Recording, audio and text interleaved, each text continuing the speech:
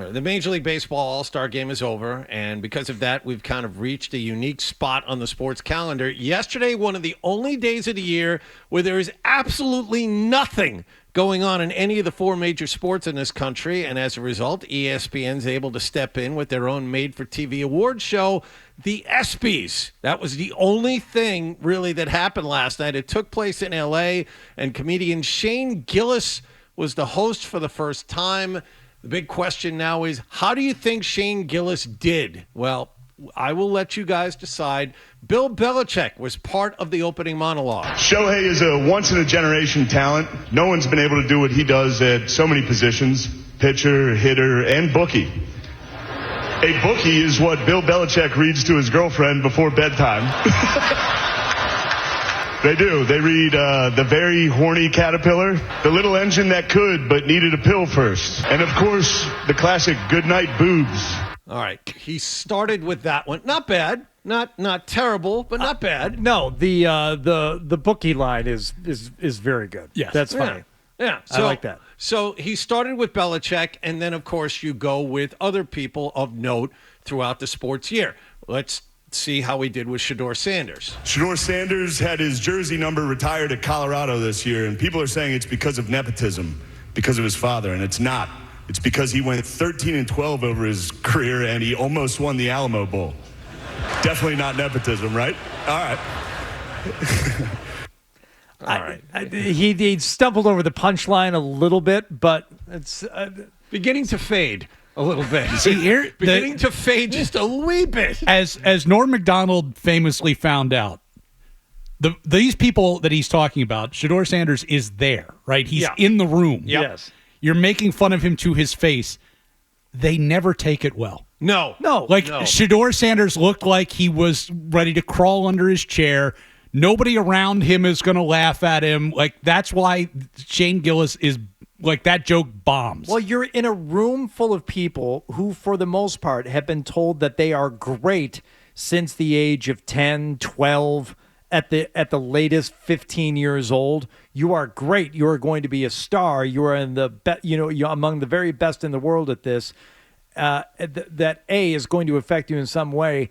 And one of those ways, I believe, is it makes you largely humorless. They have massive egos. Yeah, and they're just That's why it's great to kind of watch the reaction. That's how I see it.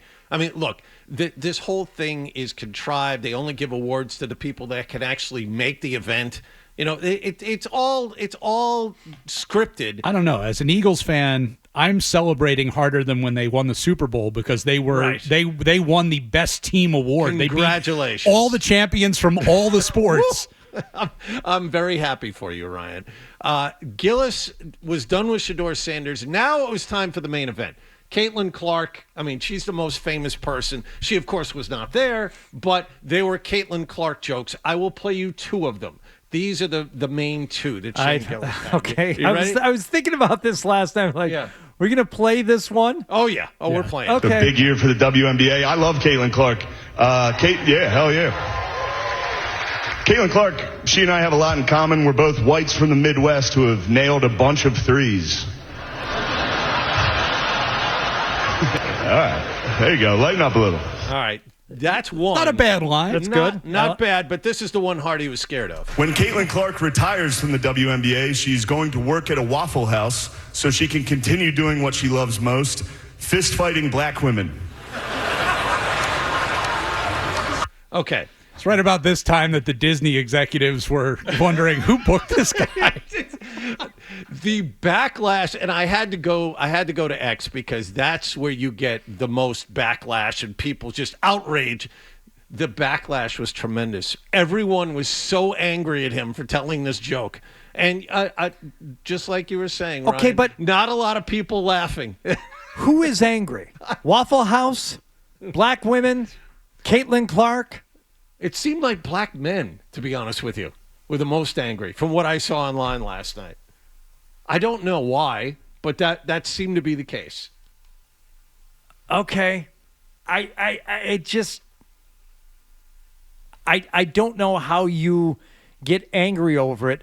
The whole point of it is to, offend in some way, offend someone's sensibilities. That's kind of like the point of telling a joke. if it's a pun, you're trying to offend their sense of intelligence or something. But yeah, it's offensive. I guess I'm not surprised that people are upset by it, but I can't figure out in my head who would be. But there's been way worse at this particular event over the years, especially when Norm was hosting. Yeah. This is on a scale of 1 to 10, this is like a 5 at worst, and people were outraged. Right. I don't get it. So you were talking about Norm Macdonald, Ryan, and Shane Gillis wrapped up his 10-minute monologue with this. There's one thing I want to say before I get out of here, and this is a dumb joke. You guys aren't going to like it, but it's just a Norm Macdonald joke that I loved when he hosted the ESPYs, and I'm going to do it now. Travis Hunter won the Heisman Trophy this year. He's the first defensive player since Charles Woodson to win the Heisman. Congratulations, Travis Hunter, winning the Heisman. That's something they can never take away from you, unless you kill your wife and a waiter. In which case, they can take that away from you. Well, see, a lot of you don't like me, and that's okay. Another thing he did last night was laugh a lot at himself. It's probably a nervous tick, considering this the first time he had done it, but he did a lot of laughing at his own jokes, which is never a good thing if you're a comedian. Yeah, I noticed that too, and it's part of his delivery. I think kind of regularly he's not an anti-comedian in that he still tells jokes, and he's very funny guy, and he's got some I think classic mannerisms of other comedians. But the laughing at your own stuff, especially in that setting, I would chalk up more to the nervousness and the sure and like you described. Oh, I'm in a room full of people who are not ready to laugh. That's not why they're here. And it'd be a tough audience if they had all showed up for a comedy show, just based on who was there, much less an award show where we're all supposed to be told that we're great the whole night. The ESPN people really put together a slam bang thing. All in all, an exciting night. Now, did you see the musical performance? I saw musical performances. I was like in and out, and they'd be like performing like coming back from break and stuff like that. Coming back from a break, there was a rapper doing his thing. Yeah, I'd never seen him before. So Lonzo Ball, who is an NBA player, obviously steps out, had to introduce the musical guest, who turned out to be his brother, Jello. So none of us would have known it was the non-basketball playing Ball brother unless Lonzo Ball hadn't come out there and said, "This is my brother. This is his one rap song. You should really pay attention to it." How was it? Not good. Okay. Well, not good. He's not good. And I don't know why he's out there, but well, you know why he's out there. He was the only one who answered the email. I mean, this is bordering on NHL territory. Ladies and gentlemen, Mattis Yahoo. Come on, John. The NHL could not have gotten him. You're right. Well, you never know. That's the guy they shot for last year, and he turned him down. You never know. Jello might have actually answered that call. Saying, no one else is asking me. Why don't I go to it's Vegas, right? They do it in Vegas every year. They don't even do it. They just canceled it this year. Really? Yeah, no, they gave the stuff out in like a half hour on a TV commercial or a TV spot. And they literally brought the trophies to the guys who are playing golf in the summer and whatever. Sad. It's like their family shows up and say, "Congratulations, you won the Vesna." Right. Oh, yeah. boy. They did it in an Applebee's. They double booked it with the Dundies one night. Jesus. No one actually had to attend. That is maybe my favorite sports award moment. The Real Housewives up there announcing Martin St. Louis. Yeah, that's right.